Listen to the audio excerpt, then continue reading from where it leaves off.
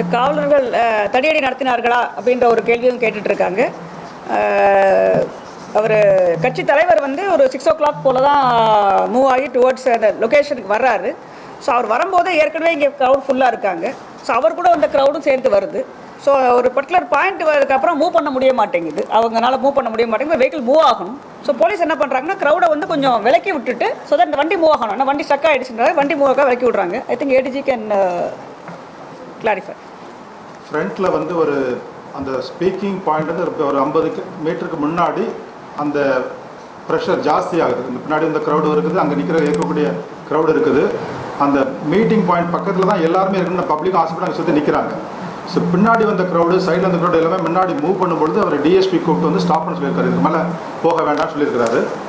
அதை அந்த ஆர்கனைசர் வந்து அவங்க ஏற்றுக்கல. இன்னும் ஃபர்தராக முன்னாடி போகணும்னு சொல்லும்போது அப்போ வந்து அந்த க்ரௌடை வந்து கொஞ்சம் புஷ் பண்ணி கொஞ்சம் உள்ளே கொண்டு போகிறாங்க. அதான் நடந்தது சம்பவம். அதை ப்ளே பண்ணு.